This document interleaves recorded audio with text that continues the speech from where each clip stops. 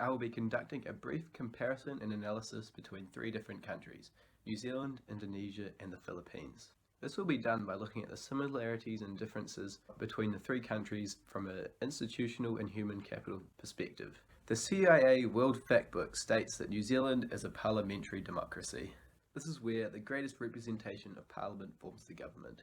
However, Indonesia and the Philippines are ruled by a presidential republic. This means that the heads of state are elected by representatives of the people, and not the people themselves. Looking at the perceived levels of corruption within each government, the 2018 Transparency International report ranked New Zealand as having the second least corrupt government in the world. Sadly, Indonesia was ranked 89th and the Philippines 99th. This report highlighted how Indonesia and the Philippines have weakened democratic norms. To compare the 3 countries from an economic perspective, one must look at the GDP per capita. This is a measurement of economic output per person. The World Bank showed New Zealand to have a GDP per capita of $42,000 in 2018.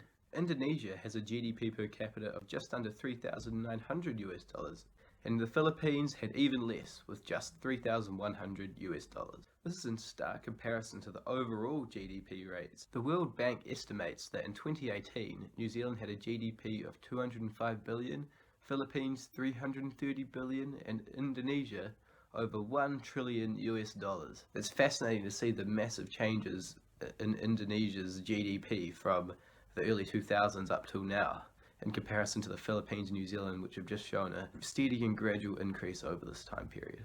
The Human Development Index shows that people living in Indonesia and the Philippines are educated for about 12.5 years. This is in comparison to New Zealanders who are educated for over 18 years. This means that New Zealand have a significantly higher level of education, which they can draw upon within the workforce or just everyday life. When analysing the World Happiness Report, New Zealand is estimated to be the 8th happiest country in the world.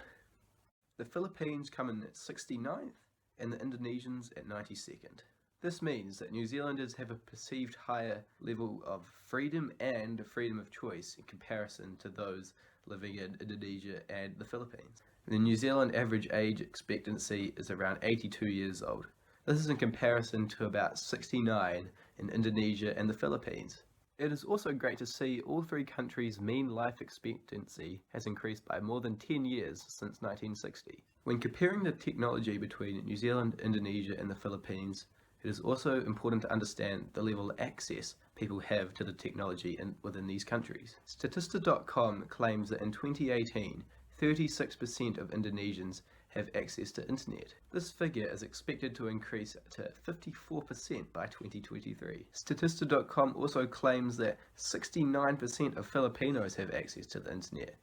This suggests a change in culture within Indonesia and the Philippines towards a more accepting mindset to the internet and the technology that comes along with it.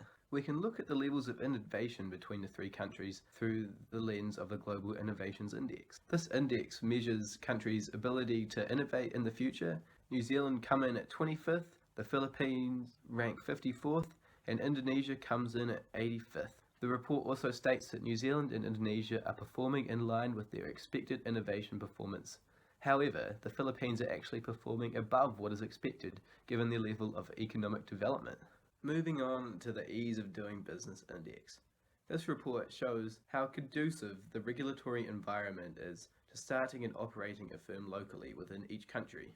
New Zealand is ranked first out of 190 countries due to its ease of obtaining credit, purchasing property, and the overall speed of the process. Indonesia is ranked 73rd in the world for this index. Despite the Filipinos being awesome at registering for credit and paying for electricity, they are incredibly poor in dealing with regulated taxes. The Filipinos are ranked very poorly at 124th in the world.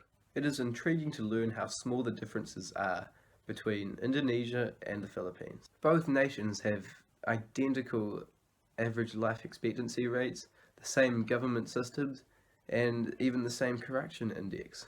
However, these 2 countries are both incredibly different to that of New Zealand's. Factors such as a higher estimated level of education, more access to the internet, and a greater ease of doing business contribute to an incredibly different culture compared to Indonesia and the Philippines.